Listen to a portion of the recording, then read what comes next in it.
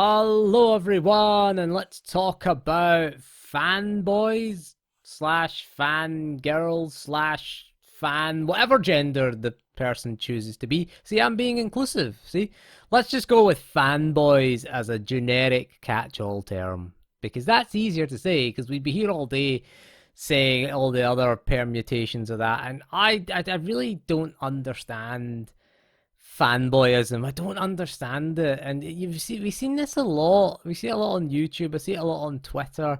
I see it, I even see it at work as well. Jesus Christ, I see it a lot at work. I mean, oh, I could tell you some terrible stories of people at work fanboying for their own corporation. At the end of the day, corporations aren't your friend.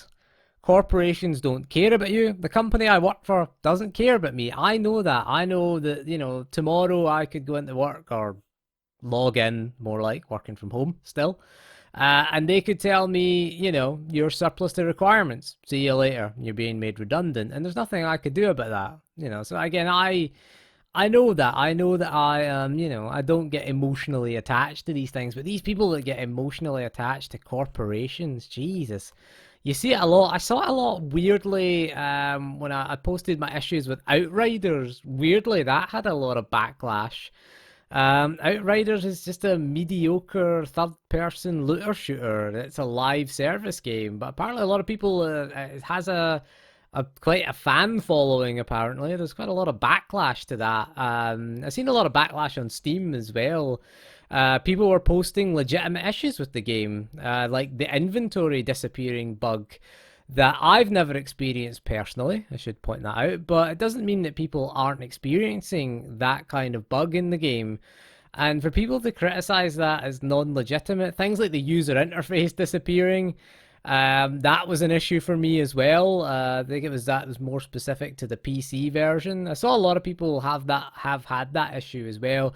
It's been fixed now, thankfully, should I say. But it was very frustrating at the time to load up the game and not have your user interface. Like, I don't know where to go. Like, I'd last played it in the demo and everything was fine. I load up and go, there's something missing here.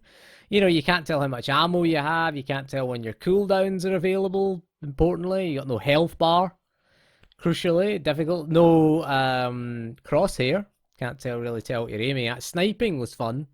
Trying to guess where the crosshair was. You got the scope effect without the crosshair, which is a bit weird. But yeah, I think a lot of people's criticisms I've seen so far of Outriders are pretty legitimate. I've experienced a few of those things that have happened. I've seen the server disconnects are there, and people are making an excuse. Oh, it's day one. Oh, the servers don't work. See, that it doesn't wash with me, because if you look at what game publishers have been doing this generation, they've been putting prices up. Prices have gone up, and with price increases, expectations increase as well. If you're gonna jack up the price, my expectations are going to be jacked up as well. Outriders on the PlayStation 5, it was $59.99 in the UK, £60, not $60 in the US. £60 is about, what, $75, $80 or something like that. And really, that is a price hike in the UK, because we used to pay, in the Xbox 360 era, games were $39.99, and then we hit the Xbox One PS4 era and games became $49.99. Now we're in the PS5 and Xbox Series SX era. See that? Close. I got that right, actually. I got the Xbox consoles right for once. That's a pat on the back for me there. They've put the prices up to $59.99, or if it's a Sony game, or in the case of Godfall, God, I'll never get over Godfall, $69.99, nearly $100 in the US, near enough. It's about $95 at the current exchange rate, $94 at the current exchange rate. Imagine that for Godfall. Jesus, I'm still bitter about paying for that. I mean, and I'm a guy who paid, £730 that I gave to overclockers, and I've still got nothing in return. Still 472nd in the queue now for an RTX 3080. Yay! Paid for it in September. Still don't have it.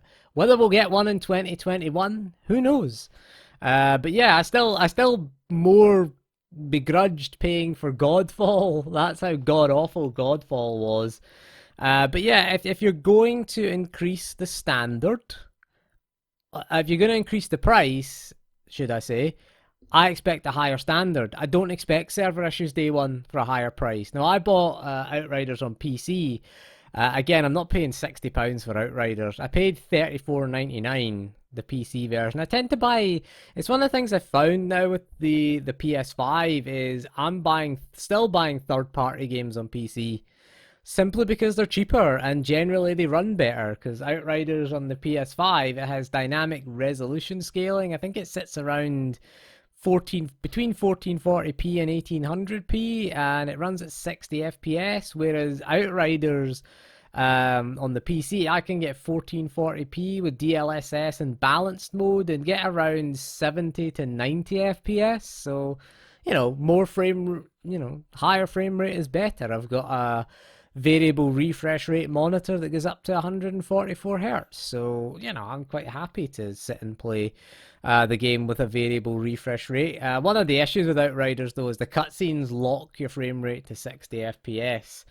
It's still an issue. It really is annoying trying to get the frame rate unlocked again after the cutscene. That's another annoying bug. And again, it's a legitimate complaint because I want unlimited frame rate.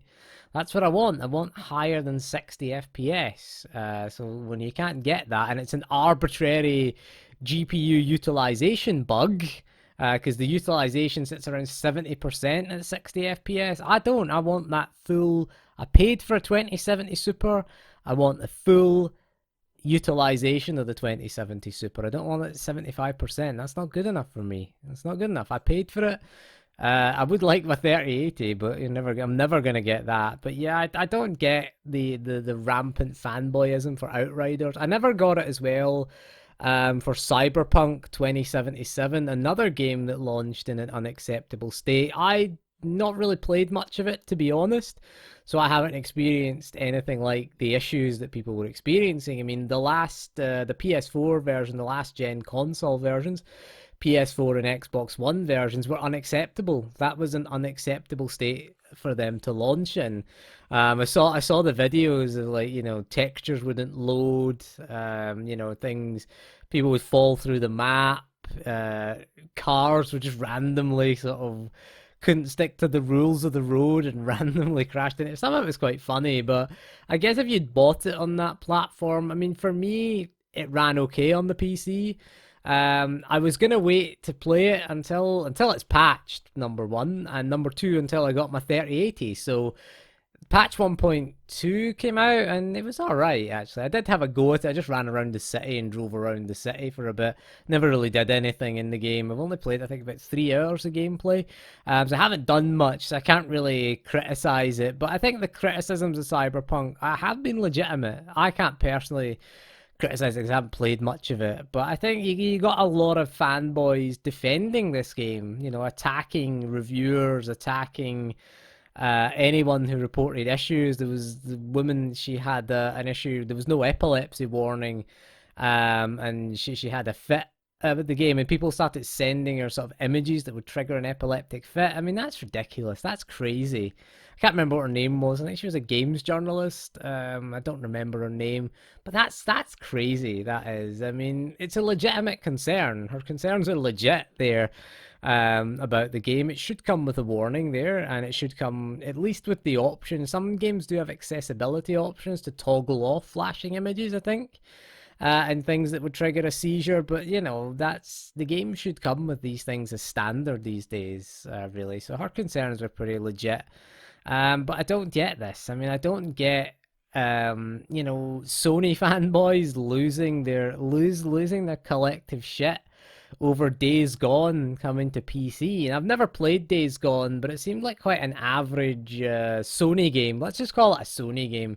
You know what a Sony game is. We'll define the Sony game for you. It's a third-person action-adventure game with stealth elements. Really, that's a Sony game, isn't it? And this one was even more generic because it's a third-person action-adventure game with stealth elements with zombies as the main enemy. So yeah, I mean, Sony already have we'll call that's the motorbike zombie game. Days Gone. They've got the sad zombie game. Let's call The Last of Us the sad zombie game. Because it is a sad state of affairs, The Last of Us Part 2. And they're remaking The Last of Us. What is the deal with that? I mean, if ever a game didn't need a remake, it's probably The Last of Us, because it still holds up pretty well to this day. And it had a remaster on PS4 where it went to 60 FPS, and it was fine. You know, the gameplay, you could argue it's a little bit dated, but it's fine. Everything works fine. Resident Evil 4 is another game that Capcom's supposedly remaking. Don't think that needs a remake. I played that again recently, and it's fine. You know, you can't move and shoot. But I think it adds to the game. I really like Resident Evil 4. I don't think it needs a remake. But anyway, Days Gone coming to PC in May. I've never played it, so I might check it out. It did come to PlayStation Plus in April if you owned a PS4. However, if you owned a PS5, it was available from day one on the PS5 via the PlayStation Plus collection. So it was always there if you had PlayStation Plus and owned a PS5, you could play it. Has a 60 FPS patch on the PS5, but I've never checked it out. I did add it to my library when it came on the PlayStation Plus, so you know I could always check it out. Probably try it on the PC. I think might have a go at it. It is again fairly. It seemed like a fairly generic game. I never played it, but I was never that interested enough to buy it at the time. And I saw one of the lead developers saying, if you love a game, love a game. Love a game? It love's an emotion. If you love a game, you should pay full price for it. I don't get that as well. Like, a game is a product. I don't love a product. Like, I don't love a corporation. I'm not gonna love a product. Sorry, Mr. Game Dev, but again, a product's value is what people are prepared to pay for it. So, yeah, if nobody wanted to pay full price for Days Gone, then it wasn't good enough. Simple as that, really. But I don't get people that suck up to large corporations. I see that. I mean, in my job, I see it a lot, and I don't get it. I really don't understand it when I work. Because the company I work for, we are a sort of large we provide like services like plumbing services, electrical services. We're an insurance-based company that provides these kinds of things. Breakdown cover for plumbing and, you know, electrical things and appliances, kitchen appliances we do and things like that, white goods we do. And I work as, I'm a complaints handler. Basically, I'm a complaints manager is the job title that I have, although everybody that's a complaints handler is a complaints manager, so I'm not really a manager. It's one of those things when Karen comes on the phone and goes, she wants to talk to the manager, I just say, well, I am the manager. And then they just want to talk to your manager, so it never bloody works. But anyway, I get people that make complaints, and you go into their complaint history and you just see over the years how many times we've let them down as a company. But they tell us, oh, I'm loyal to your company. And I'm thinking, why? We've let you down 4 or 5 times. We've cancelled 4 of your appointments. And when the plumber did turn up, they couldn't fix the leak anyway. And we had to pay another plumber from a different company to go out and do it. And we had to cover the costs because we're idiots, because we fucked up. And it's one of the rules with complaint handling is you never defend the indefensible, really. And I think, well, yeah, we fucked up there. I don't tell them that we fucked up, obviously. I said, you know, like, we've messed up here. And you apologize, like, oh no, I'm still loyal to you. And I think, well, that's great, but the service is crap. Why are you still, why? I never asked them why, really, but I always think that. I think, why are you still giving us money? Why do you give us money every month? Why are you paying for a service that's substandard? Because everybody I speak with, I mean, my views are skewed because everybody I speak with has had at least poor service. And one of the things you do is if we fucked up, admit we fucked up. I admit it. Look, we fucked up here. It's bad. Thank you for raising this issue, this concern. I will get this fed back so that we can improve, and then I'll maybe, you know, throw a couple of quid on to their invoice that they've done, or discount their policy or something like that. Give them a, you know, a bit of compensation as a, sorry we fucked up, here's some money, please don't refer us to the regulator. So if they refer us to the regulator, we get a fine of £550. So please don't refer us to that. Here's some money. Please leave us alone. But I mean, in the case where the company's correct, you have to stick up for the company because you're what's called a brand ambassador, which is a stupid word, really. But if we fuck up, don't defend it. I mean, there's some people that I see just sit and defend the company regardless, and you're like, can you really defend that? Can you really defend the amount of times we fucked up? Really? I hear it because part of my job is, you know, if they're not happy with someone's behaviour that they've spoken to, an engineer's behaviour, or, you know, if they've spoken to someone in a call centre's behaviour, I get to go and listen to those calls that they've had with the call centre or the engineer, and I get to look at them and as part of their complaint. And you see some people sitting defending the company, and you're like, just shut up. Shut your mouth. Keep your mouth shut. Don't degrade the company. Engineers and plumbers do that a lot. They say, yeah, the company's terrible. Don't do that. Like, you know, be diplomatic, be tactful. You gotta remember, just be fucking tactful here. Jesus, I'm going into a big rant here that is kind of related to the fanboyism thing, because I get that that fanboys, and you see that people defending Sony. And there's only ever, I think there's only two real excuses that you've ever got to defend a corporation. One, you're an investor in that corporation. Of course, you want to see them do well if you're an investor. And two, you're an employee, because I want to see the company do well that I work for, because, you know, it's job security for me. But I'm not going to sit and defend them when they've done something that's indefensible. Like when they've done something, when they fucked up, I'm going to say, like, yeah, we fucked up. You know, thanks for raising this issue.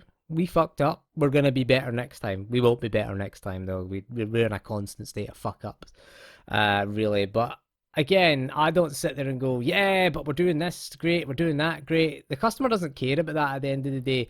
Their individual experience has been bad. So you've got to recognize that, and I think you've got to, you know, you've got to deal with that. So I think it's something that you can apply to gaming as well. You know, you see that a lot with fanboys.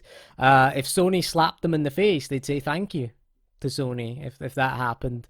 But I don't get that. I criticize Microsoft when they fuck up. I criticize Sony when they fuck up. I'll criticize Steam when they fuck up. I don't really have any corporate allegiance to any of these companies, and I think that's the best advice I can give you is, you know, Sony's not your friend. Sony exists to make money. They're putting Days Gone on PC because it'll make more money. They were shutting down the PlayStation Store because they thought it wouldn't make them any money now. And I guess they pissed off a lot of people, including customers and developers as well. A lot of some PS Vita developers were still bringing out games for that. A lot of indie games still come out on the PS Vita, and you know, they weren't too happy about that. So I'm glad Sony have reversed that.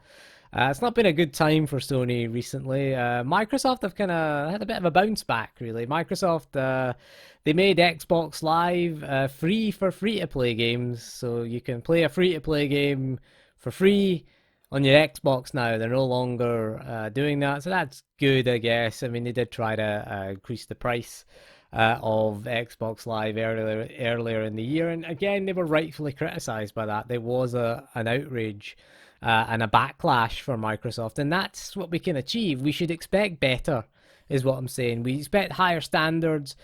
Game publishers want us to pay more money for their games. That's fine. I expect higher standards then. I want it to work on day one. I don't want to pay for DLC then. I don't want to pay for, you know, loot boxes, cosmetic microtransactions. I don't want any of that in the game, and I want it to work. I think having the expectation of a product that you buy works. I think that's a minimum expectation that you should have for any product that you should buy. Anyway, I've ranted on for almost 20 minutes now, so that is all for this video. So thank you for joining me, and we'll see you again soon, and don't be a fanboy, and goodbye.